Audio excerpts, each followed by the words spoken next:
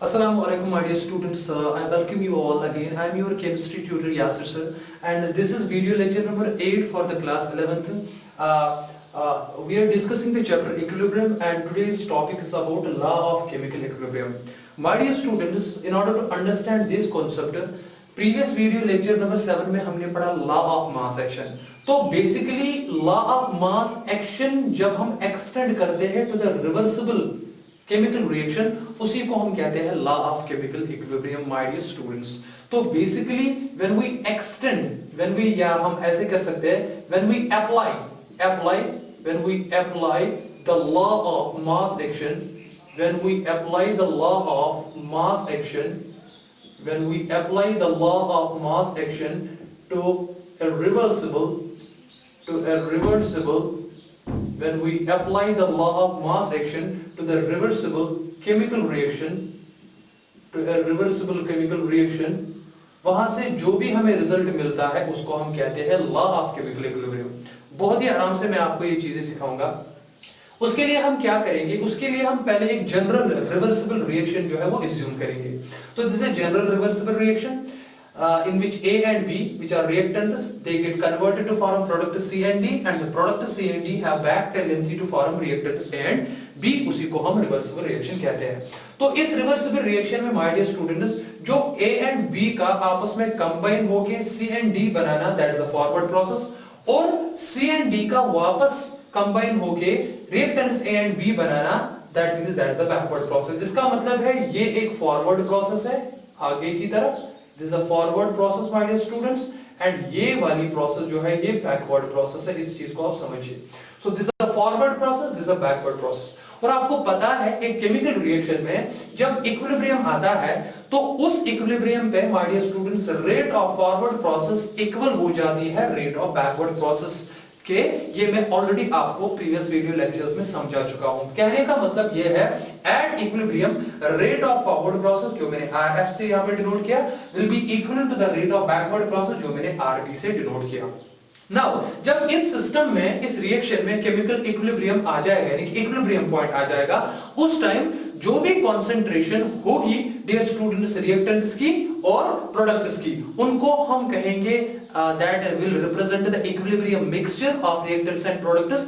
और उस टाइम जो एक्टिव मासेस उनके होंगे, मतलब रिएक्टेंट्स का इक्विलिब्रियम पे क्या एक्टिव मास होगा, प्रोडक्ट्स का इक्विलिब्रियम पे एक्टिव मास क्या होगा, वो मैंने इससे रिप्रेजेंट किया. At equilibrium let us suppose the active mass of reactants A and B, that is be denoted by A को हम स्क्वायर ब्रैकेट में रखेंगे और B को भी, and likewise active mass of product C and D को हम ऐसे रिप्रेजेंट करेंगे. क्यों मैंने ऐसा किया? बिकॉज आपको पता है जब एक इक्विलिब्रियम आएगा, नो डाउट सिस्टम में बहुत सारे जो वेरिएबल क्वांटिटीज थी पहले, यानी कि पैरामीटर जो हो गए such as temperature, concentration, they will remain constant. उसी को हम इक्विलिब्रियम कहते हैं. But the two processes, one is the forward process and is the backward process, they will continue to operate on with the equal rate but in the opposite direction, means equilibrium is dynamic in nature. Already discussed those things in the previous video lectures. Now मुझे आप एक चीज बताओ, अगर आपको यहां पे ये ध्यान देना है, फॉर एग्जांपल इक्विलिब्रियम पे ना सिर्फ rate of forward process is equal to the rate of backward process. तो मैं ये याद रखिए आप, active mass of reactant A is this and B is this and active mass of product C is this and active mass of product D is this. मुझे बताओ, मैं ये इरेज करूंगा, मुझे बताओ dear students that the rate at equilibrium what will be the rate of the forward reaction at equilibrium, what will be the rate of forward reaction as per law of mass action. Law of mass action आपको क्या बताता है? The rate of a chemical reaction, the rate of any process, here we are discussing the forward process, is directly proportional to the product of the active mass of the reacting substances. मुझे बताओ forward process में reacting substances कौन है? Forward process जा रही है from left to right, तो reacting substance ये है. इक्विलिब्रियम पे इनके एक्टिव मास क्या है? A का A है, B का B है.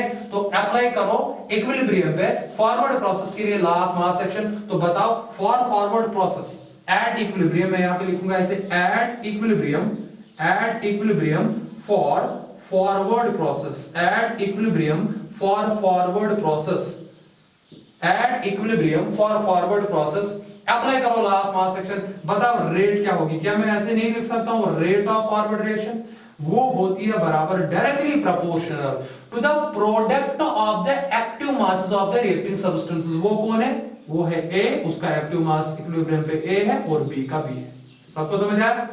अब देखें, मैं फिर से लिखूंगा आर एफ, प्रोपोर्शनलिटी साइन को इक्वालिटी साइन में चेंज करेंगे, we have to multiply it with a constant, मैं लिखूंगा के एफ और उसके बजाय बाकी सेम रहेगी ए और एक्टिव मास ऑफ बी। इसको आप रखिए इक्वेशन फर्स्ट नाम। देखो, so the at equilibrium according to law of mass action rate of the forward process will be equivalent to at equilibrium rate of forward process by applying the laws of mass action will be like this। अब मुझे बताओ at equilibrium में ये वाला portion trace करूंगा, ये आपने समझ लिया। at equilibrium बताओ मुझे rate of या at equilibrium for backward process, at equilibrium for backward process बताओ backward process के लिए डियर स्टूडेंट्स बताओ रेट क्या होगी? मैं उसको लिखूंगा RB। RB will be directly proportional to the product of the active masses of the reacting substance। लेकिन आप मुझे बताओ बैकवर्ड प्रोसेस हो रही है ना फ्रॉम प्रोडक्ट्स टू रिएक्टेंट्स, तो उस टाइम रिएक्टिंग सब्सटेंसेस ये होगी active mass of reacting substance C at equilibrium is C in the square bracket and D का ये है। क्या मैं वो ऐसे नहीं लिख सकता हूँ? Product of molar concentration of C and D like this। हालांकि यहाँ पे स्टोइकियोमेट्रिक कोएफिशिएंट्स फिलहाल मैंने नहीं लिए, इसलिए मैं फिलहाल उनको यूज नहीं करूंगा, बाद में मैं आपको वो भी दिखाऊंगा। मुझे बताओ यहाँ पे ये किसके बराबर होगा? RB, प्रोपोर्शनलिटी साइन को इक्वालिटी साइन में चेंज करेंगे, तो यहाँ पे जो मल्टीपल कांस्टेंट होगा उसको हम कहेंगे KF, मैं इसके बारे में आपको बताऊंगा अभी, और C इंटू डी। तो ये है इक्वेशन सेकंड। देखिए, दिस इज इक्वेशन सेकंड। आप देखिए, मुझे बताओ व्हाट इज KF? KF को कहते हैं रेट कांस्टेंट, मैं इरेज करूंगा। KF को कहते हैं rate constant for the forward process and KB को कहते हैं rate constant for the backward process. इस चीज को आप समझिए, where KF it is called as rate constant. Rate constant, constant का वैल्यू है रेट के लिए for forward process, it is the rate constant for forward process and dear students where KB जो यहां पे है it is called as a rate constant, it is called as a rate constant for backward process। एक important बात याद रखिए आप, at constant temperature इनका जो वैल्यू होगा वो कांस्टेंट रहेगा, और जितना ज्यादा होगा उतनी ही फॉरवर्ड प्रोसेस या बैकवर्ड प्रोसेस की रेट जो स्पीड जो है वो ज्यादा होगी। अब यहां पे देखिए, चलो ये तो सेम हुआ, rate of forward process according to law of mass action is given by this, rate of backward process according to law of mass action is given by this। अब आपको पता है, अभी मैंने थोड़ी देर कहा at equilibrium we know, at equilibrium we know that rate of forward process is equal to rate of backward process। अभी थोड़ी देर पहले आपने यही सीखा।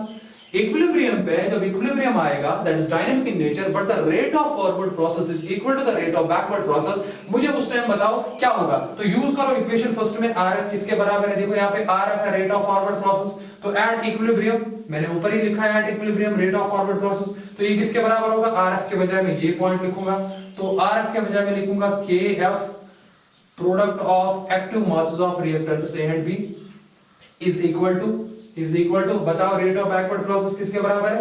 That is equal to KB, molar concentration of C into molar concentration of D। सबको समझ आ गया?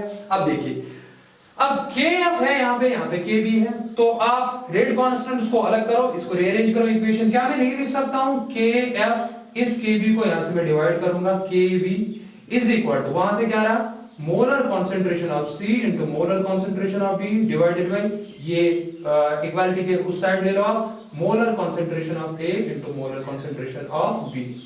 देखिए, अब इस इक्वेशन को आप गौर से देखिए, यहां पे दिस इक्वेशन, और ये किस पॉइंट पे है? At equilibrium. इस चीज को समझिए आप।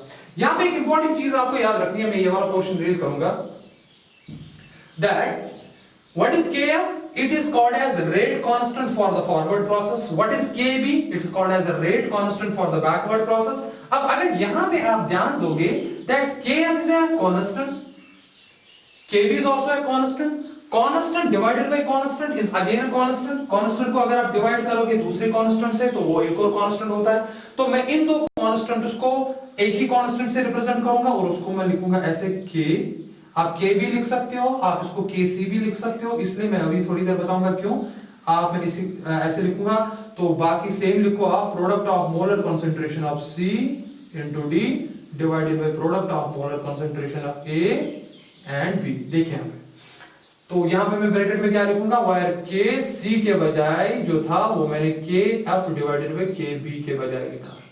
अब देखो what is this, it is the active mass of the product C at equilibrium, this is the active mass of the product D at equilibrium, this is the active mass of reactant A at equilibrium, this is the active mass means molar concentration of reactant B at equilibrium. Since this is the basically molar concentration divided by molar concentration, तो इसका जो भी value होगा वो constant होगा इन terms of concentration, इसीलिए हमने यहां पे C यानी कि कंसंट्रेशन टर्म इस्तेमाल की, and this constant is called as an equilibrium constant. So my dear students, यहां पे जो मैथमेटिकल एक्सप्रेशन आपको मिली, मैथमेटिकल एक्सप्रेशन जो आपको यहां पे मिली, मैं यहां पे लिख रहा हूं मैथमेटिकल एक्सप्रेशन, इसी मैथमेटिकल एक्सप्रेशन को आप लॉ ऑफ केमिकल इक्विलिब्रियम कहते हो, इसको इक्विलिब्रियम लॉ भी कहते हैं, इस मैथमेटिकल इक्वेशन को इक्विलिब्रियम लॉ भी कहते हैं। मैं कुछ इंपॉर्टेंट चीजें आपको सिखाऊंगा अभी, इसको इक्विलिब्रियम लॉ भी कहते हैं। सो अगर आप यहां पे देखेंगे, जो मैं इंपॉर्टेंट चीज आपको बताने जा रहा हूं, दैट Kc जो है this is called as an equilibrium constant, इसको कहते हैं हम equilibrium constant, equilibrium constant. This equilibrium constant जो है यहां पे, इक्विलिब्रियम कांस्टेंट जो है यहां पे, दिस इक्विलिब्रियम कांस्टेंट जो यहां पे है, ये रहता है कांस्टेंट एज लॉन्ग एज, यानी कि ये किस पर डिपेंड करता है, चलो मैं ऐसे लिखता हूं, हालांकि बाद में हम इसकी और डिस्कस करेंगे। इसके लिए एक तो डिपेंड करेगा टेम्परेचर पे, और दूसरा ये डिपेंड करता है स्टोइकियोमेट्रिक कोएफिशिएंट पे, दूसरा ये डिपेंड करता है स्टोइकियोमेट्रिक कोएफिशिएंट पे। बहुत ही इंपॉर्टेंट पॉइंट बता रहा हूं, इस चीज को आप समझिए, हम थोड़ी देर बाद इसके बारे में और बात करेंगे। That this Kc is called as an equilibrium constant, और इसका वैल्यू इसीलिए कांस्टेंट है बिकॉज़ यूजुअली आप टेम्परेचर को कांस्टेंट रखते हो, और एक रिएक्शन में स्टोइकियोमेट्री भी कांस्टेंट होती है। तो सिंस ये दो फैक्टर्स पे डिपेंड करता है, एक तो टेम्परेचर पे डिपेंड करता है और स्टोइकियोमेट्री ऑफ द रिएक्शन पे डिपेंड करता है, सिंस वो यूजुअली कांस्टेंट रहते हैं, इसीलिए ये इक्विलिब्रियम कांस्टेंट जो है ये कांस्टेंट हमेशा रहता है। बाद में और चीजें इसके लिए सीखेंगे। अब आपको एक इंपॉर्टेंट याद रखनी है, तो बेसिकली आपको ये लॉ, इक्विलिब्रियम लॉ, या जिसको आप लॉ ऑफ केमिकल इक्विलिब्रियम कहते हो, आपको कैसे मिला? जब आपने लॉ ऑफ मास एक्शन को एक रिवर्सिबल केमिकल प्रोसेस को इक्विलिब्रियम पे अप्लाई किया, वहां पे आप इस इक्वेशन पे पहुंचे, इस मैथमेटिकल एक्सप्रेशन पे पहुंचे, जिसका नाम पड़ा लॉ ऑफ केमिकल इक्विलिब्रियम, और उसको इक्विलिब्रियम लॉ भी कहते हैं। तो बेसिकली इक्विलिब्रियम लॉ या लॉ ऑफ केमिकल इक्विलिब्रियम में बेसिकली हमें मिलता है the concept of equilibrium constant in terms of molar concentration of its products and reactants. Before कि हम इसकी डेफिनेशन देंगे, मैं आपको कुछ और चीजें यहां पे सिखाना चाहूंगा। अब देखो, मैं आप जनरल करूंगा, अज्यूम करूंगा मेरे पास अब एक जनरल केमिकल रिएक्शन है, और वो जनरल केमिकल रिएक्शन क्या है? देखो क्या है, मेरे पास अब जनरल केमिकल रिएक्शन है ऐसे, suppose A moles of A plus B moles of B gives forward backward means reversible reaction, because मैं reversible reaction डिस्कस कर रहा हूं, gives C moles of C and D moles of D, या मैं ऐसे भी लिख सकता हूं gives X moles of X plus Y moles of Y, मैं ऐसे भी दिखा सकता हूं।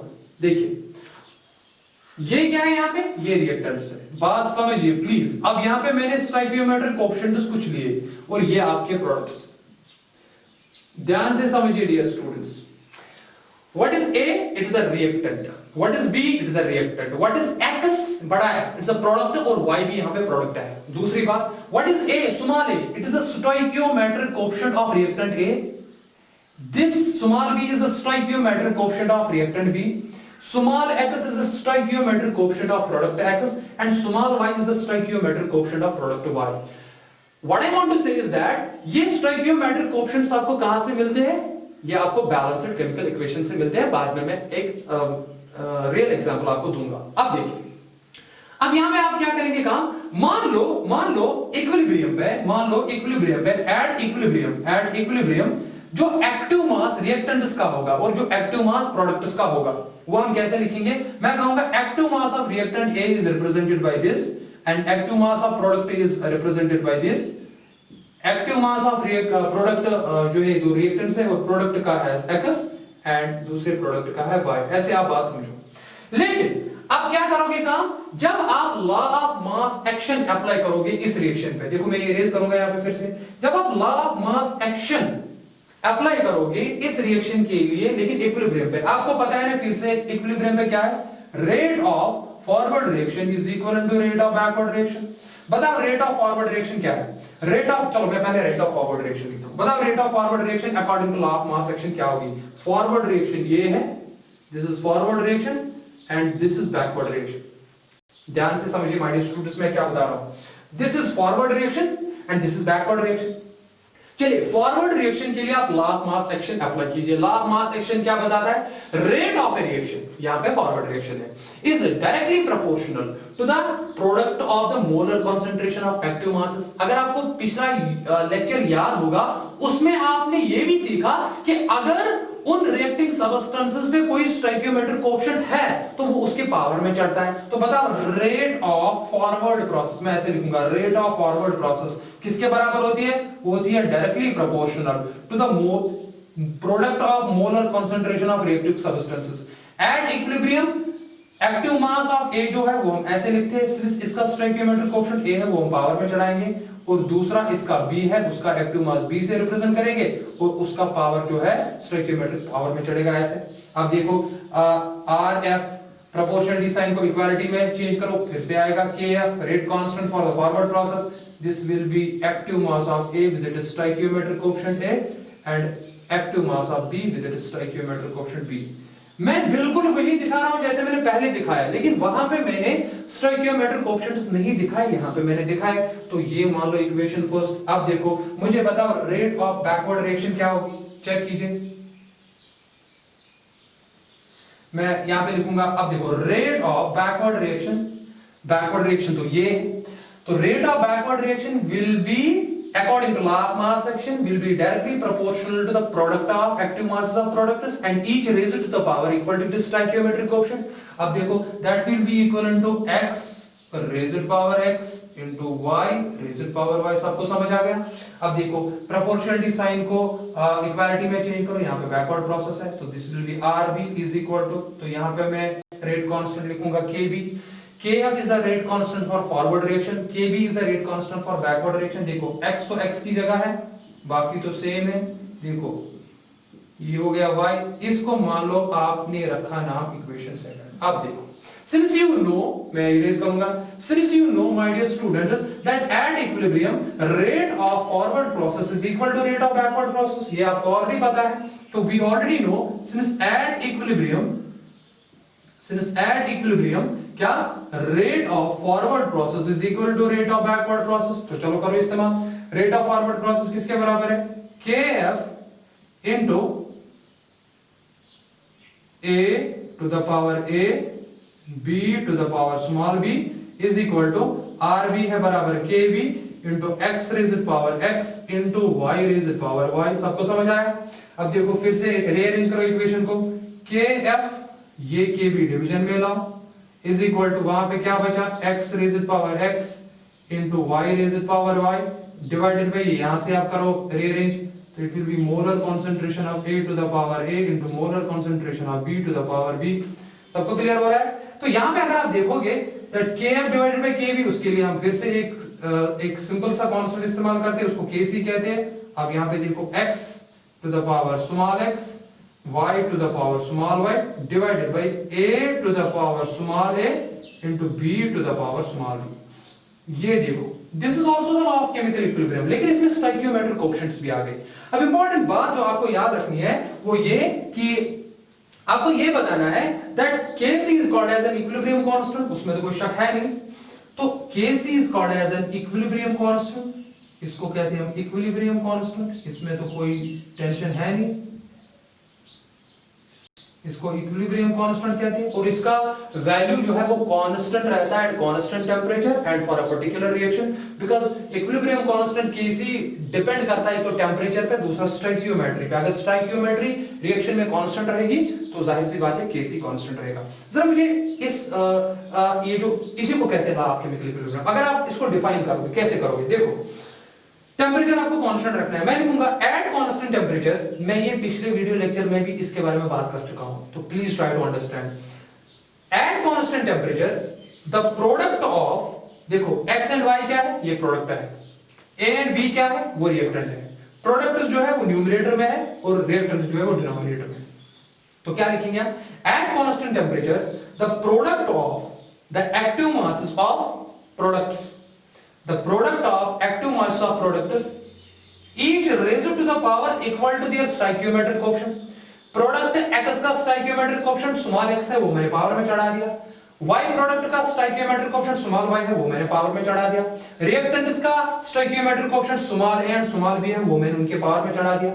तो करो ना define the product of the active masses of products each raised to the power equal to their stoichiometric coefficient divided by the product of the active masses of reactants each raised to the power equal to their stoichiometric coefficient is always constant for a particular reaction, and that constant is known as equilibrium constant। और my dear students, इसी expression को यानी कि जो equilibrium constant है इन terms of the molar concentration of reactants and products at equilibrium, उसी को हम कहते हैं इक्विलिब्रियम लॉ और उसी को हम कहते हैं लॉ ऑफ केमिकल इक्विलिब्रियम। सबको समझ आ गया? देखिए अब अगर आप इसको और ज्यादा अच्छे से समझना चाहते हो तो कभी कभार हम Kc भी लिखते हैं और कभी कभार Kc को सिंपली K भी लिखते हैं, ऐसे बड़ा K। लेकिन K हम कभी कभार C इसलिए लिखते हैं because we are expressing the concentration in terms of active masses, in terms of molar concentration. जब हम कंसंट्रेशन की बात करेंगे तो वहां पे Kc लिखते हैं पहले। दूसरी बात आपको याद रखनी है, ये सपोज मेरे पास अब एक रिएक्शन, देखो मैं अब आपको रिएक्शन ही देता हूं, बहुत सिंपल है। मैं आपको रिएक्शन दूंगा और उससे सारा क्लियर हो जाएगा। मान लो मेरे पास एक रिएक्शन है, एक रिवर्सिबल केमिकल रिएक्शन। क्या है? N2 गैस, चलो मैं गैस नहीं लेता हूं, मैं सीधे लेता हूं ऐसे, बाद में हम गैस की भी बात करेंगे। अगर हम लेंगे N2 plus 3 times H2 gives forward backward means a reversible reaction, it gives twice NH3। ये मैंने खुद नहीं लिखा, ये बैलेंस्ड रिएक्शन है, आप खुद ही देख सकते हो, ये बैलेंस्ड रिएक्शन है। तो बताओ स्टोइकियोमेट्रिक कोएफिशिएंट नाइट्रोजन का क्या है? आगे कुछ नहीं है, तो इसका मतलब है 1 है। इसका स्टोइकियोमेट्रिक कोएफिशिएंट क्या है? 3 है। इसका स्टोइकियोमेट्रिक कोएफिशिएंट 2 है। तो बताओ फॉरवर्ड प्रोसेस कौन है? फॉरवर्ड प्रोसेस ये है और बैकवर्ड प्रोसेस जो है वो ये है। देखिए अब देखिए, तो क्या करेंगे आप बताओ मुझे एक्टिव मास नाइट्रोजन का कैसे रिप्रेजेंट करेंगे? तो अगर मैं यहां पे लिखूंगा इनकी एक्टिव मासेस, और वो भी किस पे? इक्विलिब्रियम पे। कैसे हम डिनोट करेंगे? वो मैं ऐसे डिनोट करूंगा, इसका एक्टिव मास N2 ऐसे होगा, इसका एक्टिव मास H2 ऐसे होगा, ऐसे रिप्रेजेंट करते हैं, और अमोनिया का ऐसे होगा एक्टिव मास NH3 पे। फिलहाल अब क्या करेंगे हम काम? बता कि इस रिएक्शन के लिए Kc क्या होगा। देखो Kc क्या होगा? Kc किसके बराबर होता है? प्रोडक्ट्स जितने भी है, अगर एक से ज्यादा है तो प्रोडक्ट करते हो और उनका जो स्टोइकियोमेट्रिक कोएफिशिएंट है उनका पावर में चढ़ाते हो, और फिर डिवाइड में रिएक्टेंट्स लेते हो। अगर एक ही रिएक्टेंट है तो एक ही लिखेंगे, अगर दो से ज्यादा है तो प्रोडक्ट बनाएंगे और उनके जो स्टोइकियोमेट्रिक कोएफिशिएंट है उनके पावर में चढ़ाएंगे। तो बता कि इस रिएक्शन के लिए एट इक्विलिब्रियम, देखो एट इक्विलिब्रियम इस रिएक्शन के लिए Kc, बिकॉज़ मैं यहां पे कंसंट्रेशन की बात कर रहा हूं, मैंने एक्टिव मास लिखा ना, तो मैं यहां पे कंसंट्रेशन की बात कर रहा हूं। तो बताओ Kc किसके बराबर होगा? Kc बराबर होगा इस रिएक्शन में, बता प्रोडक्ट क्या है? प्रोडक्ट है अमोनिया, तो अमोनिया को हम लिखेंगे NH3, बहुत सिंपल है, NH3 में ऐसे रिप्रेजेंट करूंगा। ये हो गया एक्टिव मास ऑफ NH3, मगर उसका स्टोइकियोमेट्रिक कोएफिशिएंट क्या है? वो 2 है, तो मैं ऊपर 2 कर दूंगा। सबको समझ आया? डिवाइडेड बाय, और तो प्रोडक्ट कोई है, बताओ यहां पे रिएक्टेंट्स तो हम डिनोमिनेटर में लिखते हैं, देखिए यहां पे। तो बताओ रिएक्टेंट्स कितने हैं? 2 है, एक तो है नाइट्रोजन, वो ऐसे लिखेंगे, और दूसरा है हाइड्रोजन, वो ऐसे लिखेंगे। लेकिन आपको स्टोइकियोमेट्रिक कोएफिशिएंट पावर में चढ़ाना पड़ेगा।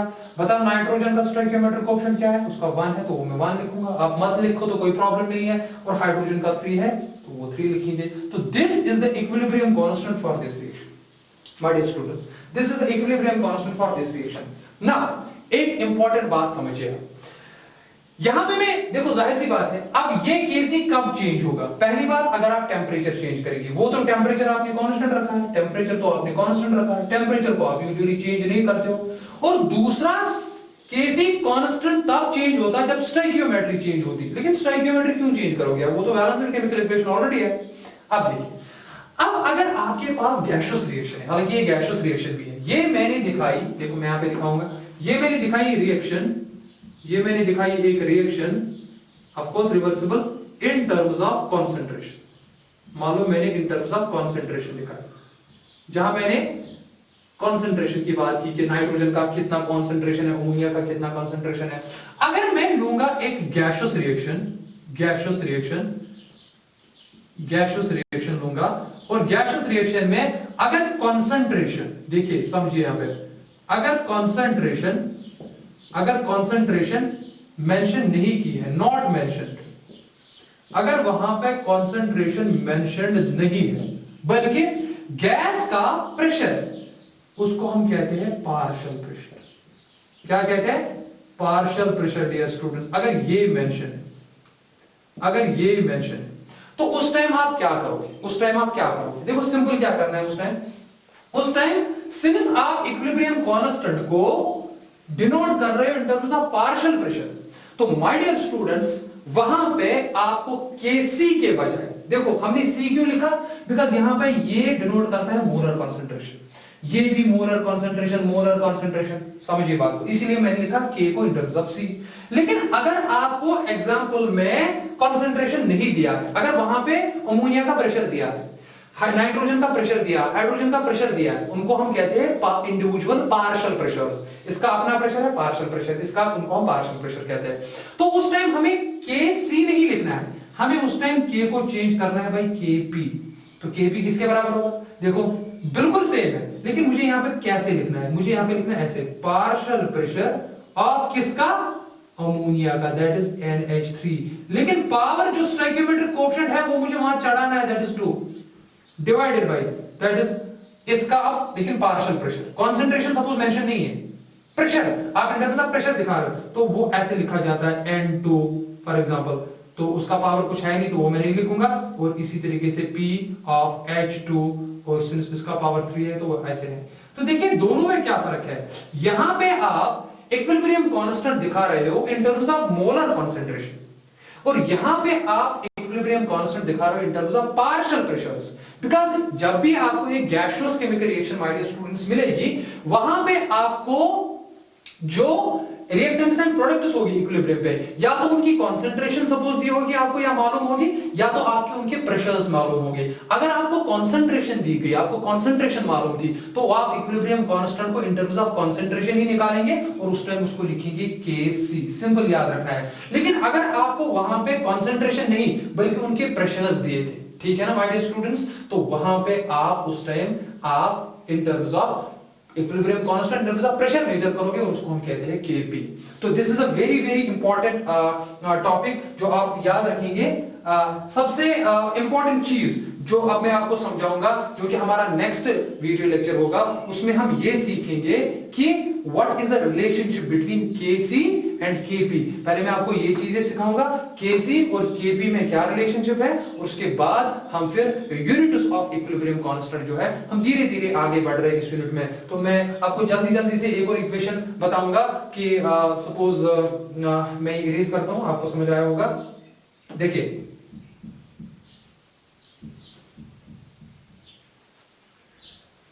देखिए माय डियर स्टूडेंट, चलो ये मैं इधर रखता हूं बिकॉज मुझे थोड़ा जरूरत है। देखिए अगर एक जनरल रिएक्शन यही है जो मैंने अभी लिखी थी इससे पहले, A of A plus B of B gives forward backward, चलो x मैंने लिया था, x of x plus y of y। देखिए जल्दी जल्दी समझिए, और मान लो ये कौन सी एक रिएक्शन है? ये एक गैसियस रिएक्शन है। अब मैंने आपको अभी थोड़ी देर पहले बताया, गैसियस रिएक्शन में आपको कंसंट्रेशन भी दी हो सकती है और आपको प्रेशर भी दिया हो सकता है। अगर आपको कंसंट्रेशन दी है तो उस टाइम आप ये इक्वेशन यूज करोगे, सिंपली आप Kc निकालोगे इन टर्म्स ऑफ कंसंट्रेशन। मगर अगर आपको यहां पे इक्विलिब्रियम पे, देखो मैं कहूंगा एट इक्विलिब्रियम, लेट सपोज इसका पार्शियल प्रेशर कितना है? पार्शियल प्रेशर ऑफ A को मैं लिखूंगा ऐसे, पार्शियल प्रेशर्स, उसको मैं लिखूंगा ऐसे PA, इसका पार्शियल कितना है वो मैं लिखूंगा PB, इसका कितना है वो होगा PX और इसका कितना है वो होगा PY। देखिए ऐसे। अब मुझे बताओ, अगर आपको अब कंसंट्रेशन नहीं दी है बल्कि पार्शियल प्रेशर्स दिए, तो what are these? These are partial pressures of reactants and products at equilibrium. तो ये पार्शियल प्रेशर्स है।